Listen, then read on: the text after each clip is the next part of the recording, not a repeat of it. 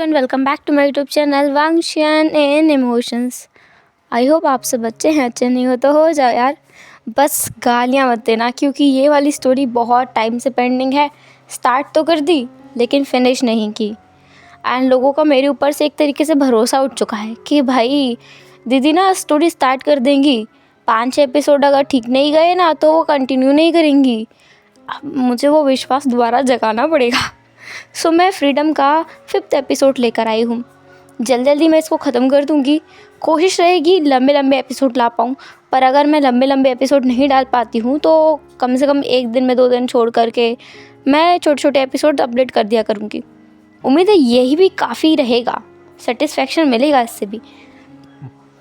खैर, अब बिना देरी के आज के इस एपिसोड की शुरुआत करते हैं। हम पहला सीन देखते हैं विंग का। विंग जिसके सामने वेनिंग हाथ बांध के खड़ा है और विंग अपनी चेयर पर इधर उधर हिले जा रहा है। विंग को इतना टेंशन में देखकर वेनिंग के सर में टेंशन चढ़ती जा रही है कि अगर विंग को टेंशन हुई तो पक्का विंग की टेंशन उसके आसपास के लोगों पर ही उतरेगी। विंग कहता है, वेनिंग, हाँ विंग, तुम एक काम करो, तुम किसी को ढूंढो और उस इंसान को वांग जी की कंपनी में भेजो एज ए स्पाई। वो हमारे लिए स्पाई का काम करेगा। वहाँ के सर्वेलेंस की फुटेज और जो भी आवाज़ें वहाँ रिकॉर्ड कर सके, स्पेशली लैन वांग जी पर जितना हो सके उतना गौर कर सके, ऐसे व्यक्ति को ढूंढो और उसे वहाँ भेजो। वेनिंग कहता है, किससे भेजूँ मैं? तुम्हें नहीं पता कैसे भेजूँ? इतना दिमाग नहीं तुम्हारे अंदर? वेनिंग कहता है, वो मैं इस कंपनी में नया हूँ, मैं ज़्यादा किसी को जानता भी नहीं, तो मुझे नहीं पता कि मैं किसे भेजूँ और किस पर भरोसा किया जा सकता है। विंग कहता है, ठीक है, तुम रहने दो, मैं देखता हूँ। एक काम करो, जाके शुयांग को बुला के लेके आओ। कुछ देर बाद शुयांग वहाँ पर आ जाता है। विंग शुयांग को देखकर कहता है, शुयांग, मुझे अर्जेंटली किसी स्पाई की ज़रूरत है जो लान वांगची कंपनी में जाकर लान वांगची के ऊपर पूरी तरीके से नज़र रखे और उसकी रिकॉर्डिंग्स, वीडियोस सबको शूट करके मेरे पास लेकर आए, और वो ट्रस्टवर्दी होना चाहिए।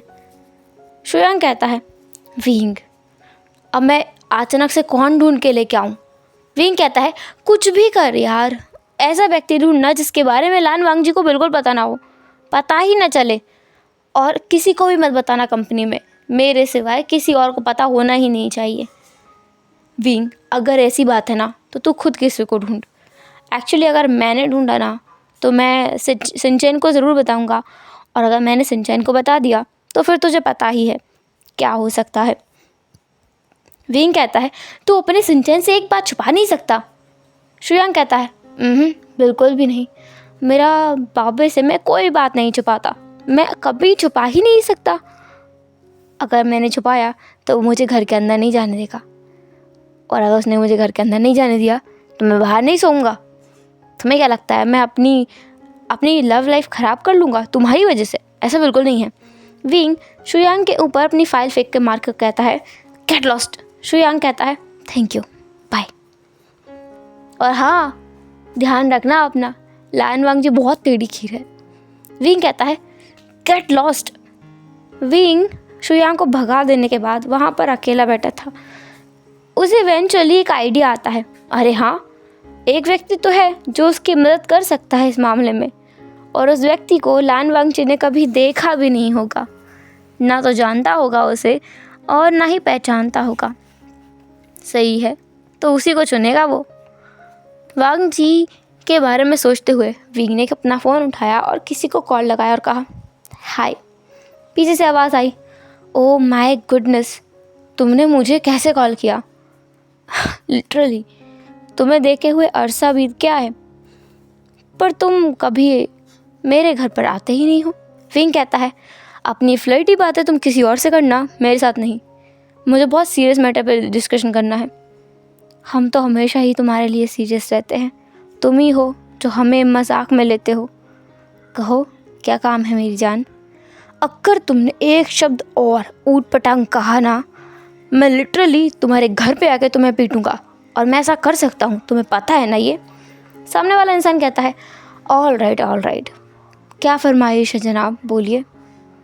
आपकी सेवा में आपका ये गुलाम हाजिर है। बकवास बंद करो। लानवाग जी का नाम सुना है? क्या क्या?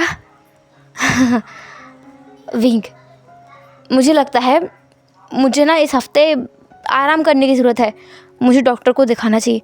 अगर तुमने अब मेरे काम के लिए मना किया ना, आई स्वेयर तुम्हारे सारे सीक्रेट्स रिवील कर दूंगा।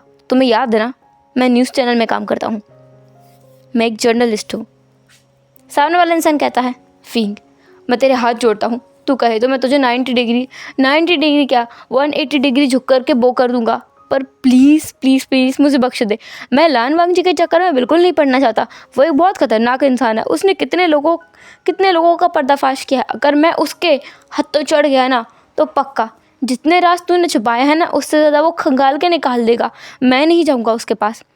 अगर नहीं गया तो तुझे पता है मैं झूठ बना भी सकता हूँ और मेरे झूठ पर हर कोई विश्वास करेगा।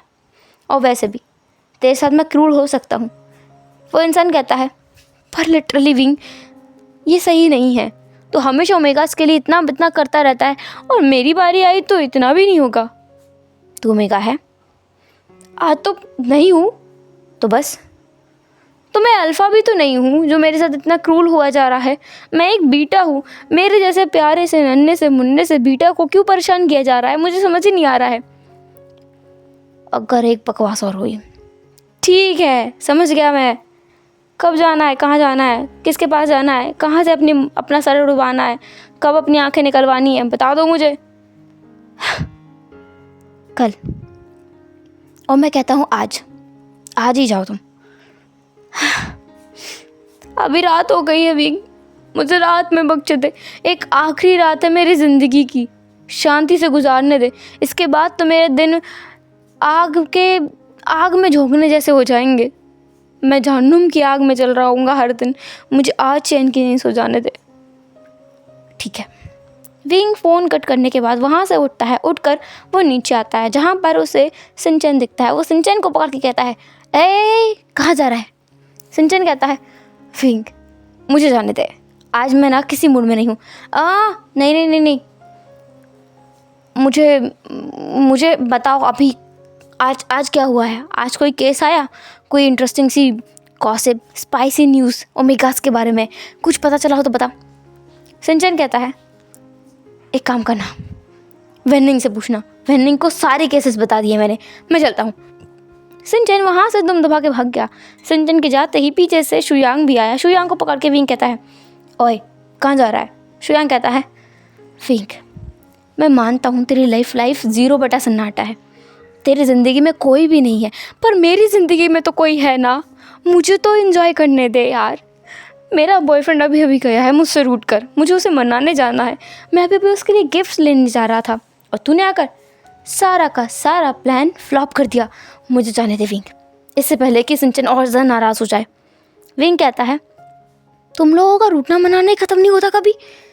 इतना क्या है तुम्हें? कभी वो रूठता है, कभी तू रूठता है। तुम लोगों को रूठने और मनाने से कभी फुर्सत नहीं मिलती क्या? कोई ढंग का काम करो। शुयांग कहता है, विंग हम लोगों को बेकार काम करने दे। जितने ढंग के काम है ना सब चुन के निकाल के खोद के तो खुद कर लेना, ठीक है? मैं भी चलता हूँ। शुयांग छूट कर वहाँ से भाग गया। वो विंग के हाथ तो नहीं चढ़ सकता है। शुयांग भाग करके सीधे अपनी कार में आके बैठता है जहाँ पर सिंचन कहता है, आज कौन सा बहाना बनाया? मैंने बोला तुम नाराज़ हो। तुम्हें और कोई बहाना नहीं मिलता, रोज़ तुम यही बहाना करते हो। किसी दिन वो पकड़ लेगा।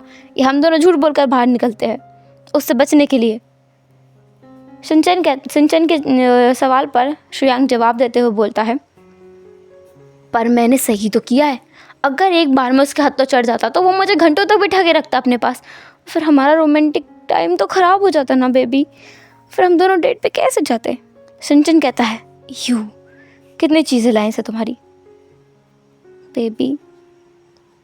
ऐसा बोलते हुए शुयांग एक पपी फेस बनाता है, आंखों को बार बार ब्लिंक करता है, जिसे देखकर सिंचन हल्के से उसके फेस पर थप्पड़ मार देता है, जिससे उसका गाल थोड़ा सा टेढ़ा हो जाता है।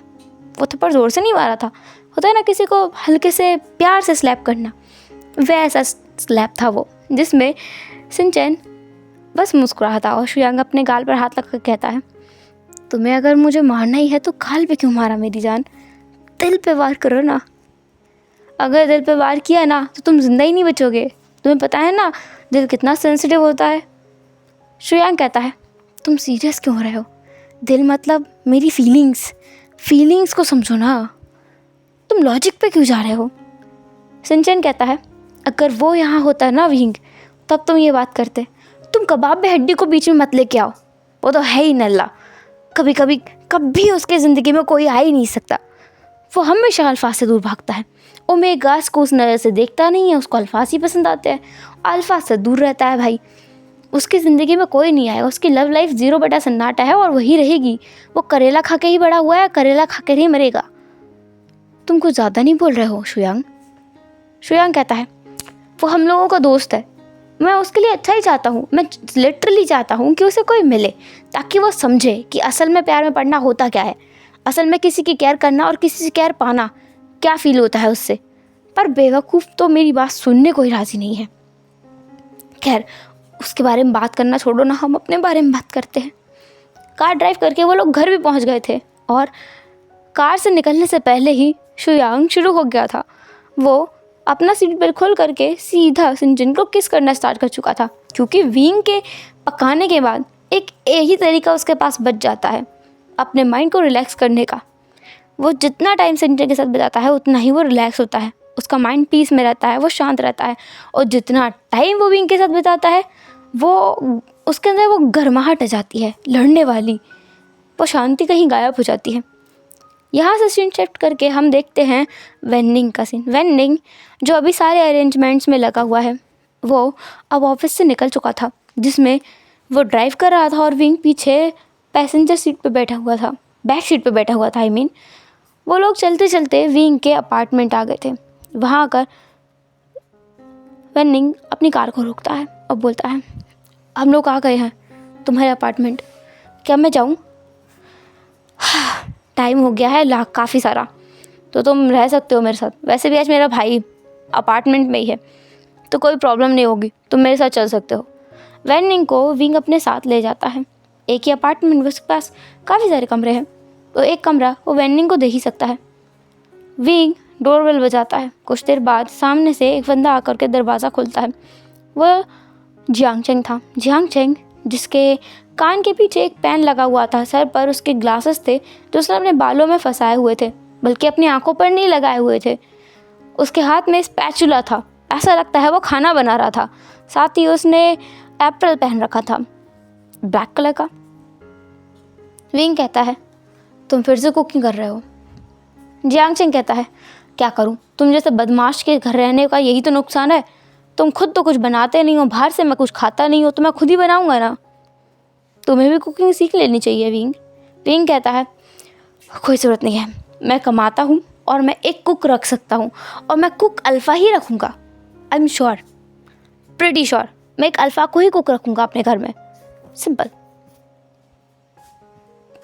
जियांग चेंग कहता है, मैं भी एक अल्फ़ा हूँ, तुम्हारे घर में कुकिंग का ही काम कर रहा हूँ। अगर तुम इतने अल्फ़ाओं से नफ़रत करोगे ना विंग, तो तुम्हें कोई नहीं मिलेगा। विंग कहता है, चाहिए कैसे कोई? मुझे नहीं चाहिए, मैं बहुत फ्री महसूस करता हूँ। अभी देखो, अगर मेरी लाइफ में कोई आता है तो मैं उसे बताऊँगा कि मैं ये कर रहा हूँ, मैं वो कर रहा हूँ, मुझे ये करना है, तो क्या मैं करूँ कि नहीं करूँ। अगर उस इंसान ने बोल दिया कि ये बहुत रिस्की है तो रिस्क मत लो। आपको तो पता है ना मैं कैसे कैसे काम करता हूँ और मुझे थ्रिल मिलता है उन चीज़ों से। अगर कोई मेरी ज़िंदगी में आया तो वो सारी चीज़ें बंद करा देगा। विंग के सवाल को सही समझते हुए जियांग चेंग कहता है, पर हो सकता है कोई तुम्हारी तरह ही पागल हो, और अगर वो पागल तुमसे मिले तो तुम दोनों साथ में पागलपंतियाँ करना। विंग कहता है, अगर कोई मुझे पागल मिला तो मैं सबसे पहले आपको ही मिलवाऊंगा, पक्का, प्रॉमिस। जियांग चेंग बस हंस जाता है कि उसके भाई का कुछ नहीं हो सकता, वो कभी नहीं मानेगा किसी चीज़ के लिए, एक अल्फ़ा के लिए तो बिल्कुल भी नहीं।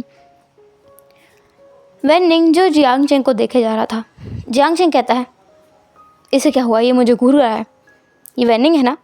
वेन्निंग कहता है, आप मुझे जानते हैं? जियांग चेंग कहता है, इस इडियट से रिलेटेड सारी चीज़ें मुझे पता चल जाती हैं, मैं पता लगा लेता हूँ, क्योंकि अब गधा मुझे कुछ बताता नहीं है तो मुझे सारी चीज़ें खुद निकलवानी पड़ती है। तुम इसी के साथ काम कर रहे हो ना अभी नए प्रोजेक्ट पर? मैंने सुना है लान वांग जी का केस मिला है तुम्हें। संभल के रहना, बहुत टेढ़ी खीर है वो। मुझे थोड़ा थोड़ा पता चला उसके बारे में। अब आप भी शुरू मत हो जाना। मैं दिन भर में बहुत थक गया हूँ। उस बेवकूफ़ से पाला पड़ा है ना तब की, तो उस समय से अब तक मेरा सर घूम रहा है। मैं उसका बेफालतू में इंटरव्यू लेकर आया हूँ। वेनिंग कहता है मैं एचआर को बता दूँ कि हमने इंटरव्यू लिया है लानवंग जी का। विंग घूर कर वेनिंग को देखता है तो जियांगचेंग कहता है क्या घूर रहे हो बेचारे को, वो सही तो कह रहा है। तुम एटलीस्ट कोई रिपोर्ट तो दोगे ना अपने प्रोजेक्ट के बेस पर कि तुमने इतना रिसर्च किया है। पूरी चीज़ें नहीं बता सकते तो कुछ कुछ बता दो, बाकी केस सॉल्व होने के बाद बता देना। विंग कहता है ठीक है ठीक है, अभी मुझे बहुत नींद आ रही है, खाना दो, मैं जा रहा हूँ सोने। खाना खाकर वो तो सोने निकल गया। वहाँ बचे वांग जी, आई मीन वेनिंग और जियांगचेंग। वेनिंग जियांगचेंग से कहता है क्या ये हमेशा ही ऐसा रहता है? मैं बुराई नहीं कर रहा हूँ, पर बहुत बहुत सख्त है, पनिशमेंट भी देता है। जियांगचेंग कहता है तुम अभी अभी मिले हो, तुम्हें ज़्यादा कुछ नहीं पता है वो कितना खतरनाक हो सकता है।